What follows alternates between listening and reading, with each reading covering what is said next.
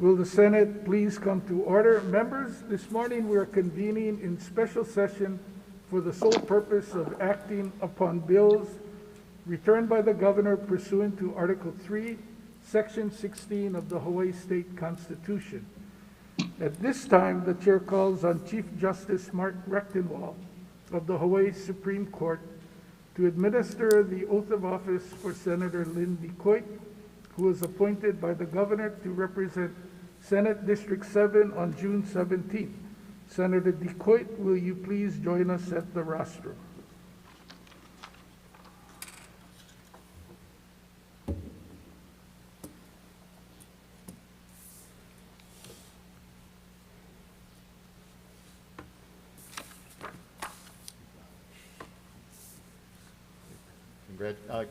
Congratulations, Senator Coit. Mahalo to the Senate for the honor of being here with you today. Please raise your right hand and repeat after me. I, Lynn DeCoit, I, Lynn DeCoit, do solemnly swear do solemnly swear that I will support and defend that I will support and defend the Constitution of the United States the Constitution of the United States and the Constitution of the State of Hawaii, and the Constitution of the State of Hawaii, and that I will faithfully discharge my duties and that I will faithfully discharge my duties as a member of the Senate of the State of Hawaii as a member of the State of Hawaii to the best of my ability. to the best of my ability. Congratulations, Senator Thank DeCoit. you. Thank you.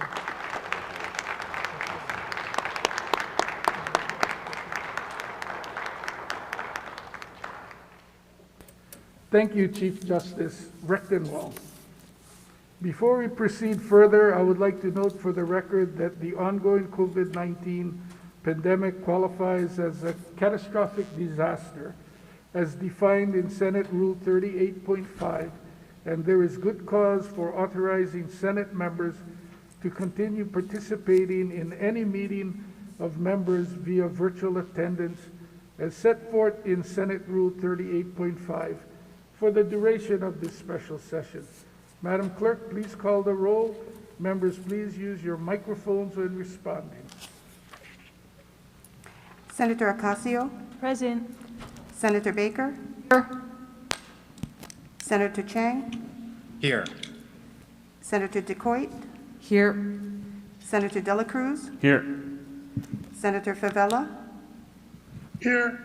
Senator Gabbard? Here. Senator Ihara? Present. Senator Inoue? Present. Senator Kanuha? Here. Senator Keith Agaran? Present. Senator Keohukalole? Ill. Senator Kidani? Excused. Senator Kim? Here. Senator Lee? Here. Senator Misa Lucha? Present. Senator Moriwaki? Present. Senator Nishihara? Excused. Senator Rhodes? Present. Senator Riviere? Present. Senator San Buenaventura? Here. Senator Shimabukuro? Here. Senator Taniguchi? Here. Senator Wakai? Here. Mr. President, Present. 23 present, 2 excused. Thank you. Are there any introductions this morning? If not, we are just in receipt of the governor's veto messages. They are being processed, so if there are no objections from the members, we will reconvene at 2:30 this afternoon in the Senate chambers.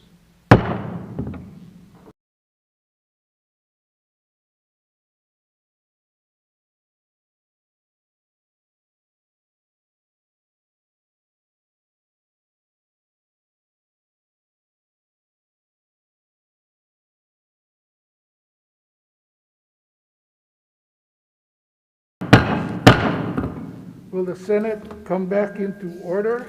Madam Clerk.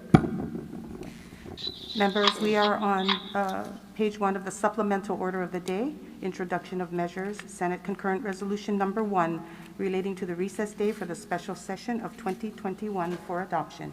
Senator DeCoit. I move for the adoption of Senate Concurrent Resolution Number 1. Senator Favela. Second the motion. It's been moved and seconded. Any discussion? Any objections? Hearing none, so ordered. The motion is carried. Said resolution has been adopted. Madam Clerk. We're on page 1 again of the supplemental order of the day under floor amendments.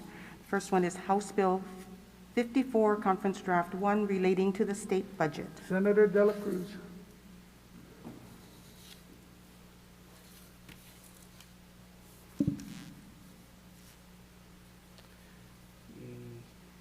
Mr. President, I wish to offer a floor amendment to House Bill 54 CD1 and amend the bill to meet the governor's objections contained in the governor's message 1278. Madam Clerk, please identify the amendment. Floor amendment number 1, proposing an amendment to House Bill 54, Conference Draft 1, copies of which have been distributed to the members. Senator De La Cruz. I move that the floor amendment number 1 be adopted. Senator Keith Agaran.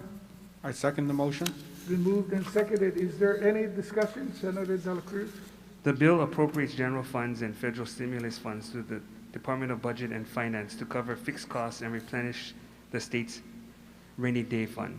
The CD1 includes funds from the American Rescue Plan Act to pay debt service, which is prohibited by the Department of Treasury rules. The floor amendment will address this issue by replacing ARPA funds with general fund revenues. Thank you. Is there any further discussion? Any objections? If not, the motion is carried. Floor amendment number 1 has been adopted. 48-hour notice is hereby given for final reading of House Bill number 5481. House Bill 1299, Conference Draft 1, relating to non-general funds. Senator De La Cruz. Mr. President, I wish to offer a floor amendment to House Bill 1299 CD1 and amend the bill to meet the governor's objections contained in Governor's Message 1292. Madam Clerk, please identify the amendment. Floor amendment number 2, proposing an amendment to House Bill 1299, Conference Draft 1, copies of which have been distributed to the members. Senator De La Cruz. I move that floor amendment number 2 be adopted. Senator Keith Agaran. I second the motion. It's been moved and seconded. Is there any discussion? Senator De La Cruz. The bill repeals certain non-general funds from various departments. To address the governor's concerns as outlined in his rationale provided on June 21 via his intent to veto list, the floor amendment does the following. Delete Section 10, which would have repealed the Milk Control Special Fund.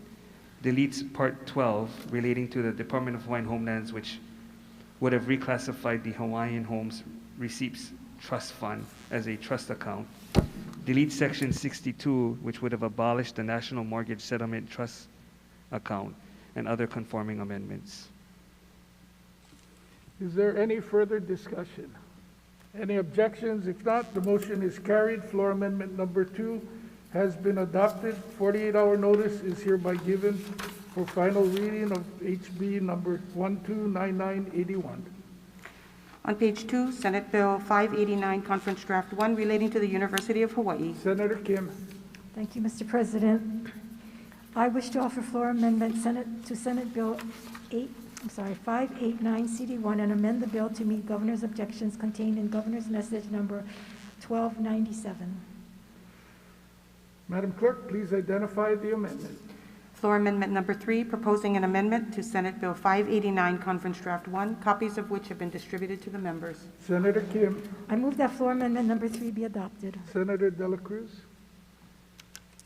Second the motion. It's been moved and seconded. Is there any discussion? Senator Kim. Thank you, Mr. President. Mr. President, Senate Bill 589 is relating to the University of Hawaii, and the basic objections from the governor was with parts 3 and 4 of the bill having to do with the technology transfer measures.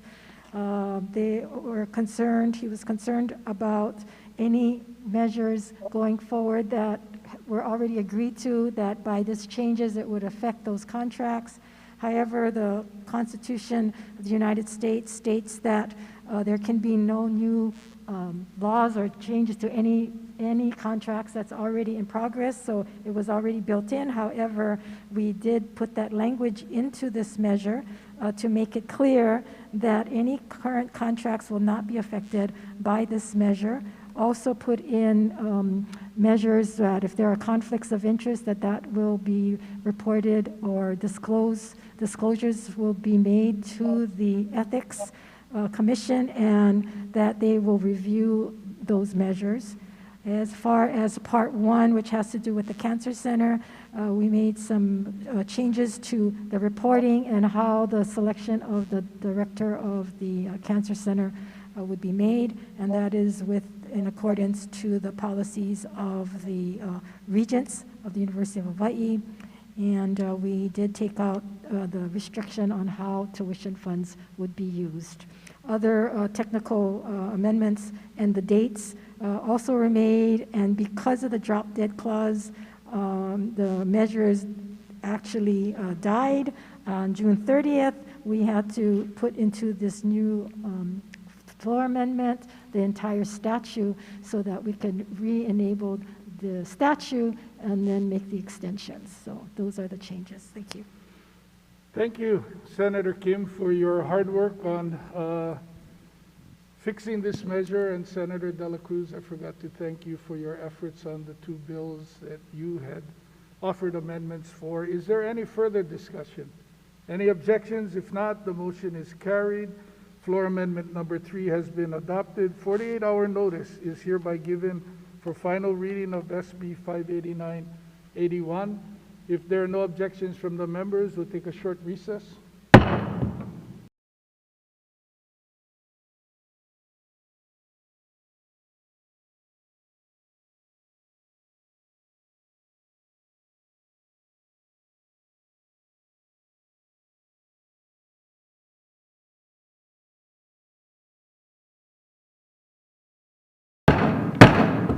Will the Senate please come back into order? Override of governor's vetoes, Madam Clerk? Yes, we're on page 2 of the supplemental order of the day, veto overrides. First measure is House Bill 53, Conference Draft 1, relating to state bonds. If there are no objections from the members, we will defer action on HB number 53, CD1 until Thursday, July 8th. Also, if there are no objections, we will be taking the veto overrides, at least the first several, on consent. When we get to House Bill 862, we'll take it on roll call. Please speak into your microphones. Senate Bill 263, Conference Draft 1, relating to economic development. Senator Kanuha. Mr. President, in accordance with Article 3, Section 17 of the Hawaii State Constitution, I move that the Senate override the veto of SB 263 CD1 as contained in Governor's Message number 1295. Senator Decoy. I second the motion. It has been moved and seconded. Is there any discussion? If not, do we have unanimous consent? Again, voting in favor is voting to override the governor's veto. Senator Favela. Reservations. So noted. Any other reservations? One reservation. Senator Ihara, do you have a no vote? One no vote for Senator Ihara. Any other no votes? No vote for Senator Ocasio. 23 ayes, 2 noes. The governor's veto of Senate Bill 263 CD1 has been overridden by the Senate. Senate Bill 404, Conference Draft 1, relating to electioneering communications. Senator Kanuha. Mr. President, in accordance with Article 3, Section 17 of the Hawaii State Constitution, I move that the Senate override the veto of SB 404 CD1 as contained in Governor's Message number 1296. Senator Decoy. I second the motion. It's been moved and seconded. Is there any discussion? Senator Ihara.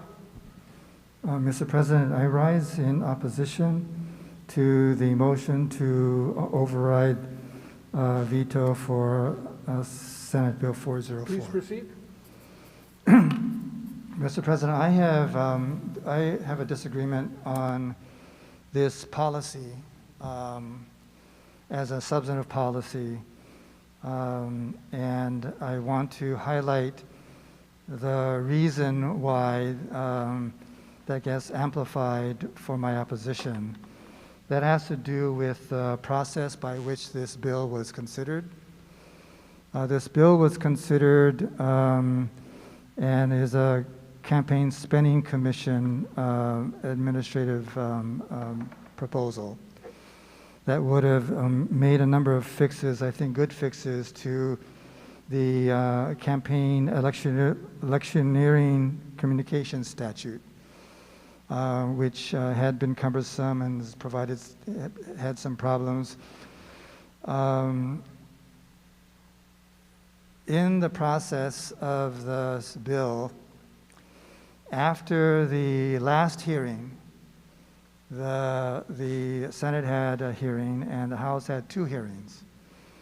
And after the last hearing in the legislative process, the House Judiciary Committee made a major amendment. And that amendment basically eliminated all except the first report of non-candidate committees to report their electioneering communications. The statute remained that non-candidate committees would have to report their initial electioneering communication report after they hit $1,000. But after that, they do not have to report at all. And then as to candidates and candidate committees, those 2 are excluded and exempted from the statute entirely. I want to level some criticism to myself for having missed this, and to the good government groups that all missed it as well as the media missed this reverse about-face change in policy for making it harder and more transparent, to make it harder for the public to know what electioneering materials go out. And from the time that the Judiciary Committee made the amendment, I did not catch it. I don't think any of us, maybe you did. I think one senator did. I think Senator Ocasio caught it. But all the other, even good government groups, media, we all missed it. So I voted not knowing that this bill would diminish significantly, in my view, the level of transparency for campaign communications. And for that, I take responsibility. Once I found out about this, I asked the governor to veto it. This is the first bill I recall that I ever voted on a mistaken belief on the core issue at hand. So I wanted to acknowledge my error in missing this information, and it's I think maybe too late, but I do want to be on the record that I believe that this is not a policy that we should adopt, and I will vote against a motion to override. Thank you. Thank you. Is there further discussion? Senator Inoue. Thank you, Mr. President. Please register my no vote, please. Further discussion, Senator Moriwaki. A no vote for Senator Moriwaki. No vote for me too, Senate President. Senator Favela, no vote. Senator Ocasio, no vote. Further discussion? We will now take the motion to override. I have no votes for Senators Ihara, Moriwaki, Ocasio, Inoue, Favela. Any other no votes? Any reservations? One reservation for Senator Misalucha. 20 ayes, 5 noes. Thank you. The governor's veto of SB 404 CD1 has been overridden by the Senate. We're on page 3, Senate Bill 811, Conference Draft 1, relating to the Department of Education. Senator Kanuha.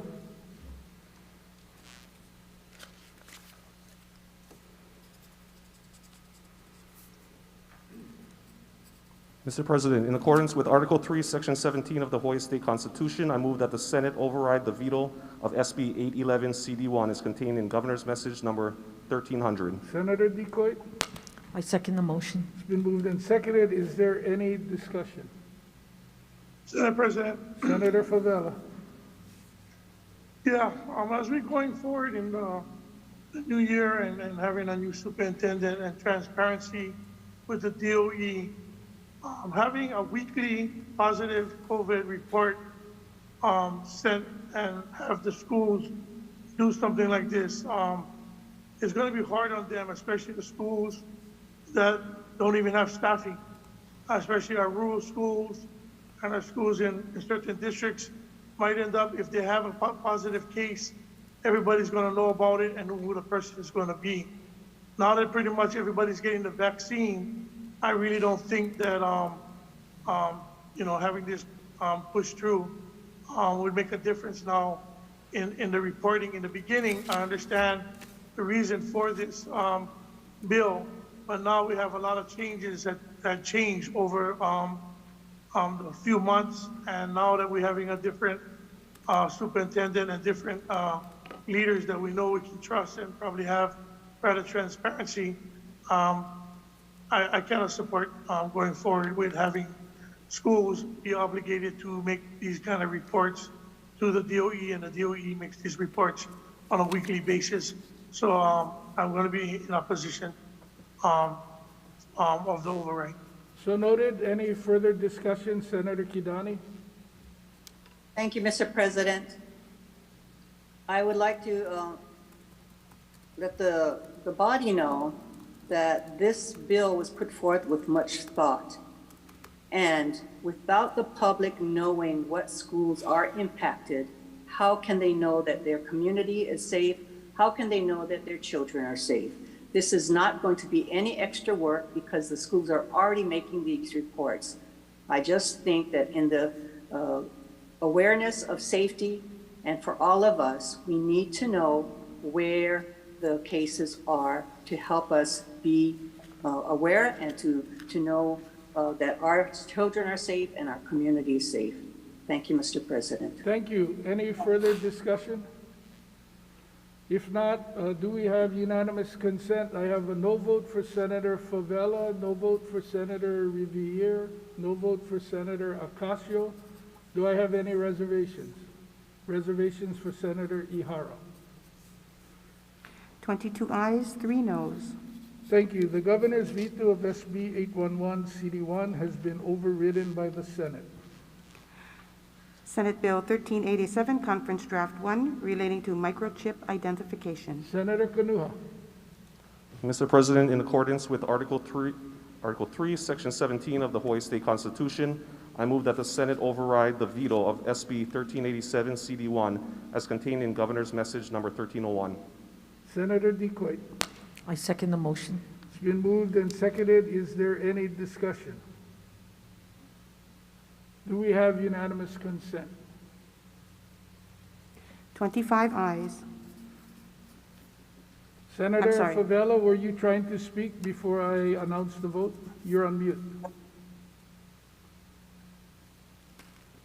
Senator Favela? Sorry, reservations. You wanted reservations? Yes, sir. So noted. Reservations for Senator Ihara. Any other reservations? 25 ayes. Thank you.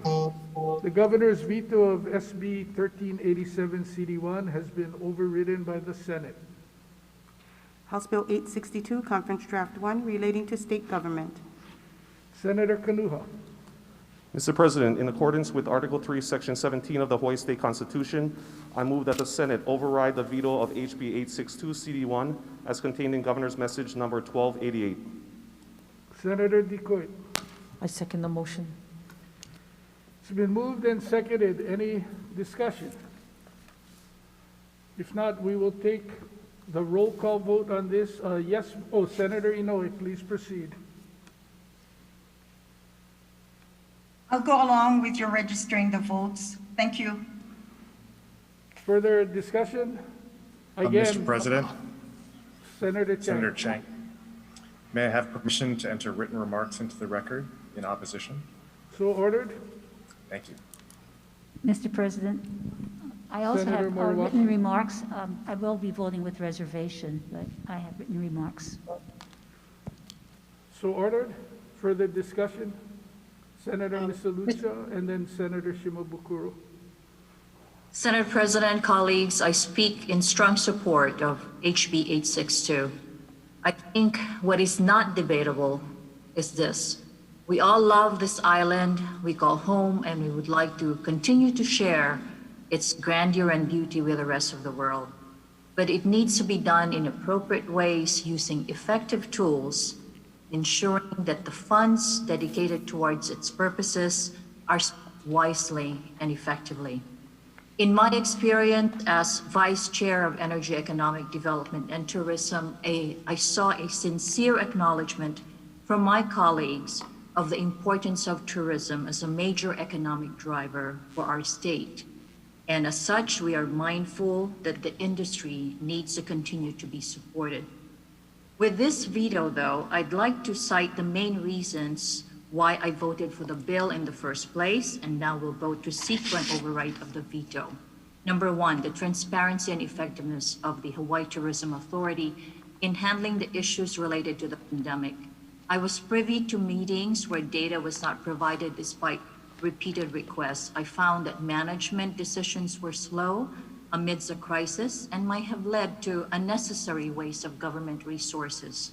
Because we're all in this crisis together, I support the notion that special funds should not be held sacred for just one industry alone. As such, the Ways and Means Committee made a concerted effort to make sure that all these funds, special funds, are brought into the general fund. This includes the TAT. This would provide the legislature the ability to manage the coffers and ensure parity in the distribution of required resources. Third, every year, our state agencies are required to validate its budget and to present its plans, and along with it, its financial objectives to support these plans.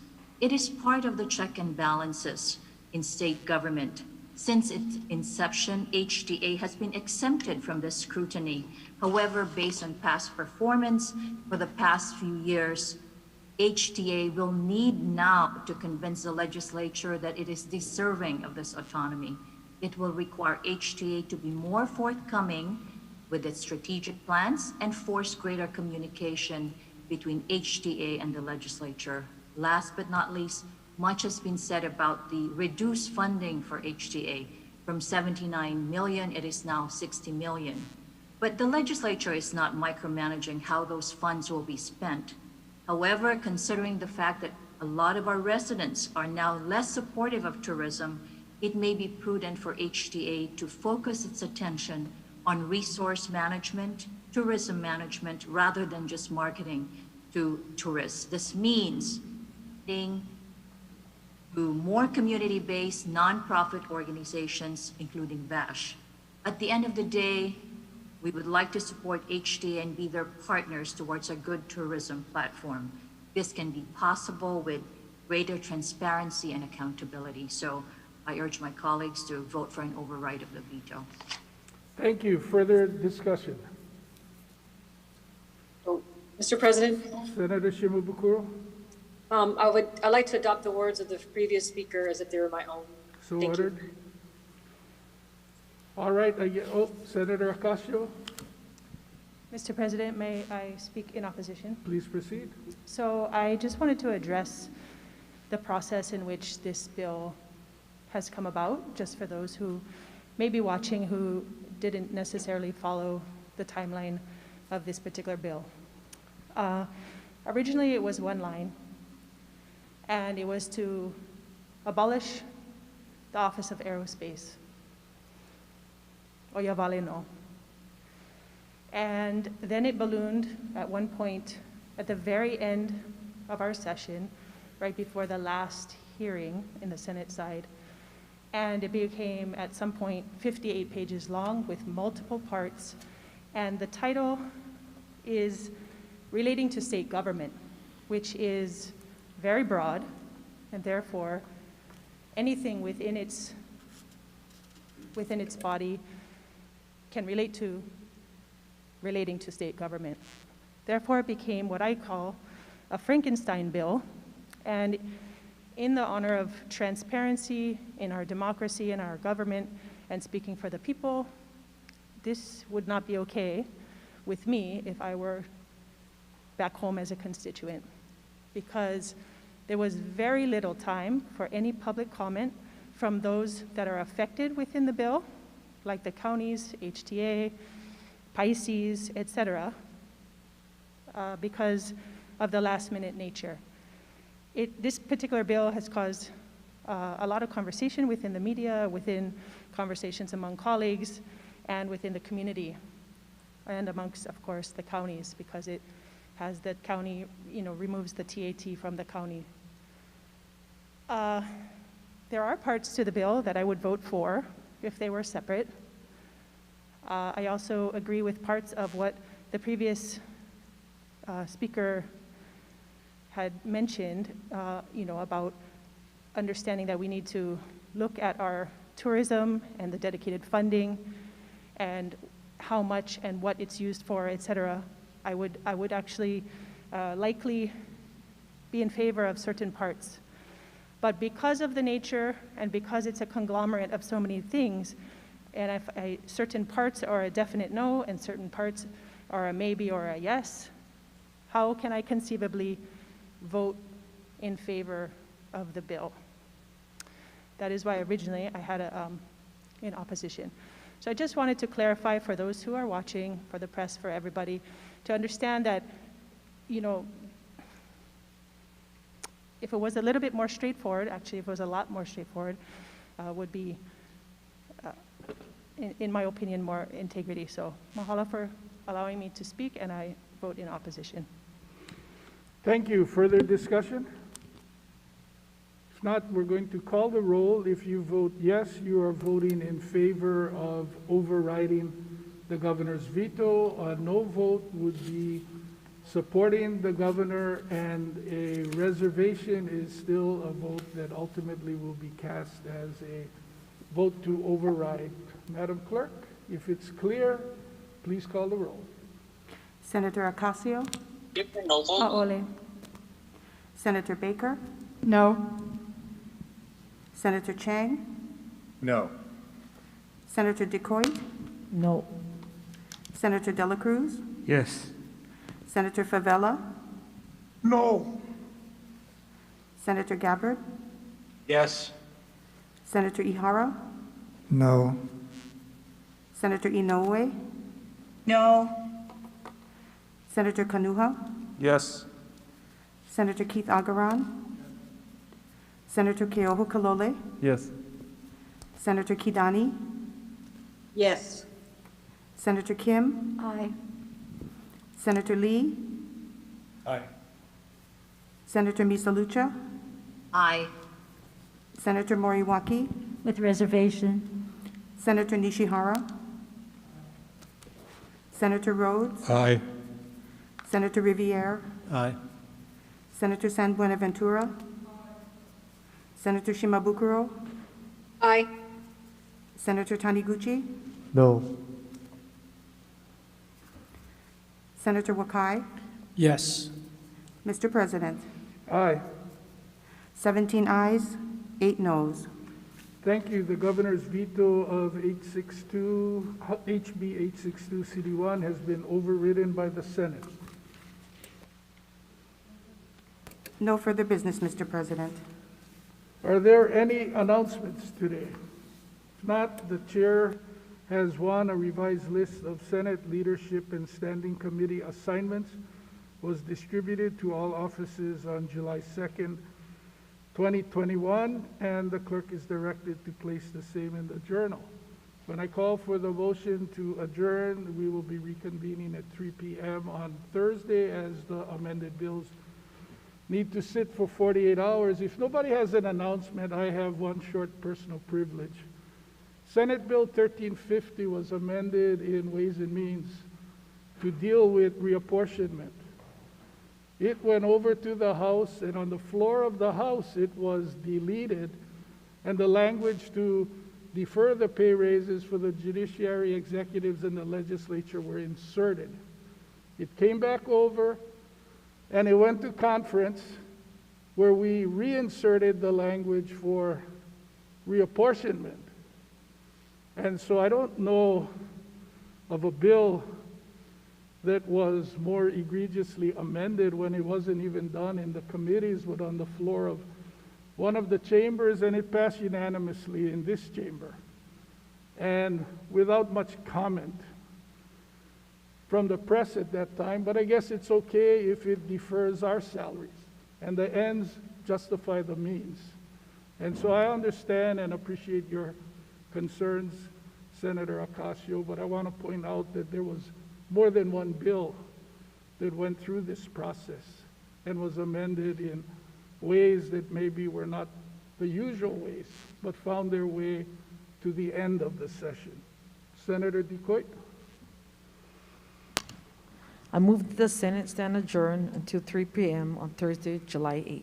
Senator Favela? I second that motion. It's been moved and seconded. If there are no objections from the members, the Senate will stand adjourned until 3 p.m. on Thursday.